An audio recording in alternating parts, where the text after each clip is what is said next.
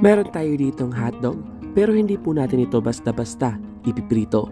Meron tayong recipe na gamit yung ating hotdog na masarap at napakasarap din na pang merienda, lalong-lalo na sa mga chikiting. Tara na at magluluto na tayo.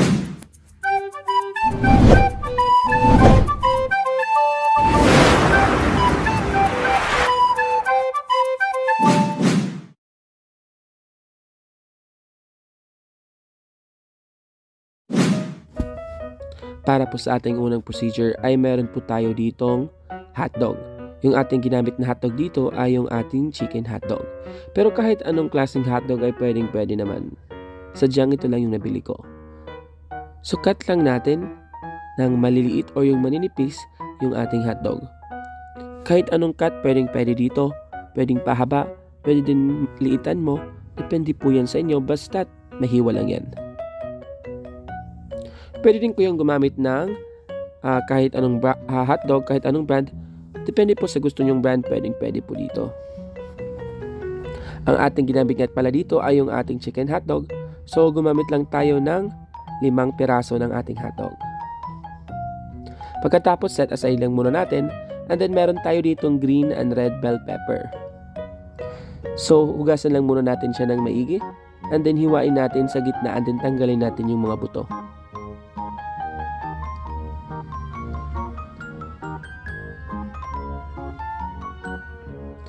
And then hihiwain lang natin siya ng maliliit. Ayan, ito yung bibigay aroma at lasa sa ating recipe ngayon. Kaya kailangan natin itong ating bell pepper para pandagdag lasa at pandagdag aroma. Pagkatapos set aside lang natin at sa green bell pepper na tayo. Ayan, dalawang kulay yung ating pinili dito, yung ating green at red bell pepper para medyo maging makulay yung ating recipe ngayon. And then meron po tayo ditong kamatis. Siguraduhin lang natin na mahugasan natin ito ng maigi. And then hiwain lang natin siya ng maliliit tulad ng paghiwa ng ating bell pepper. So 1 piraso lang ng ating kamatis ang ating nagamit dito. Pagkatapos meron tayo ditong white onion. Ayan, white onion yung ating ginamit dito para mas crunchy siya. At medyo may kamahalan din kasi naman yung ating red onion, kaya itong white onion yung ating binili dito. Pero kung wala naman kayong white onion, pwede naman tayo doon sa ating red onion. And then set aside lang muna natin siya. At meron tayo ditong kanin lamig. Kung wala kayong kanin lamig, pwede naman yung bagong saing ng kanin ay ilagay nyo muna sa ref ng 1 hour. And then ilagay na natin ito sa ating mixing bowl. Ayun, may langgam pa. At ilagay na natin yung ating mga hiniwang ingredients kanina. Meron tayo ditong hotdog, white onion, bell pepper, ating tomatoes. Pagkatapos, option na lang ito. Maglalagay tayo ng ating mixed veggies. Konting-konti lang. Pero kung wala naman kayo nito, ay pwede naman hindi nyo naglagyan. Maglalagay tayo ng 1 tablespoon ng ating sugar at konting ginisa mix lang.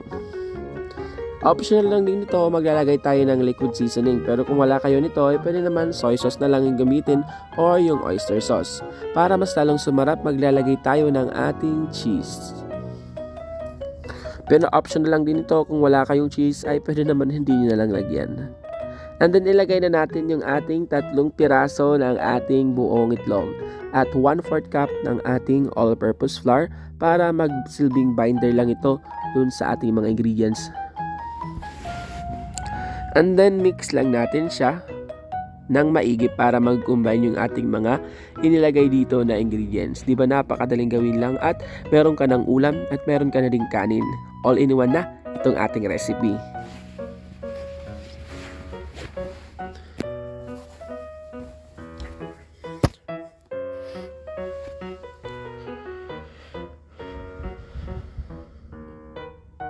Ayan, set aside lang natin at ihanda na natin yung ating induction cooker. So, ilagay na din natin yung ating frying pan. Buksan na natin yung ating induction cooker. And then, mag-grease tayo dito ng konting oil lang para hindi ito dumikit. So, meron tayong dalawang way ng pagluluto ng ating recipe ngayon. Pwede natin itong i-pan fry At pwede din natin itong i-bake. Para sa ating pagpa-pan fry, ilagay lang natin yung ating nahalo kanina ng mga ingredients. Pagkatapos ay flatten lang natin para makompress siya.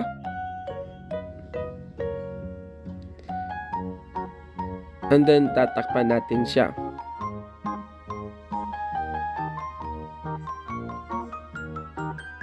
Takpan lang natin, and then yung ating apoy dito ay mahinang apoy lang para hindi ay masunog agad yung ilalim nito. So lulutuin lang natin siya ng 15 to 20 minutes. So kung makikita nyo ay luto na after 15 minutes. And then isa-serve natin ito. Ayan, sa ating pangalawang way, pwede natin itong i-bake sa ating oven ng 10 to 15 minutes hanggang sa maluto na nga nito. Pero hindi ko na ito pinakita dito kasi madali lang naman yung pag-bake, di ba? Para mas lalong sumarap, maglalagay tayo ng ating mayonnaise. And then meron tayo ditong cheese whiz. Pero kung wala kayong cheese whiz, pwede naman ketchup na lang yung ilagay, or kahit hindi naman yung lagyan, pwede din naman ito. Nakadepende pa rin po yan sa inyo. Pagkatapos, maglalagay tayo dito ng ating spring onions.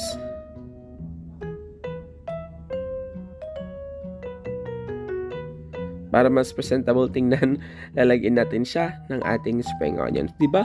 Napakadaling gawin lang. Meron ka ng ulam, meron ka na din kanin, all in one na sa isang napakasarap nating recipe. So ito na nga guys, napakadaling gawin lang. Hindi ko alam kung ano pwede natin itawag dito. Kayo na mag-isip, comment down below kung ano pwede natin itawag dito. So tara na at magtitikiman time na tayo. So hiwain lang natin siya ng parang pizza. Ayan o, kung makikita nyo, lutong-luto talaga siya.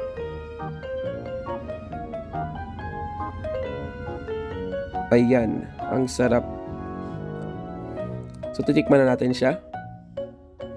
Actually guys, ito yung pinakamasarap na nagawa kong recipe. Sa paggagawa ko ng mga recipe, ito talaga yung pinakamasarap. Bukod sa napakadali pang gawin at napaka-budget friendly. At hindi mo makakalaing naglagay tayo dito ng kanin. Ayan na nga guys, maraming salamat sa panonood. I hope ay meron kayo na naman natutunan dito sa ating napakasarap at kakaibang recipe. Don't forget to like and subscribe sa ating YouTube channel. God bless and see you again.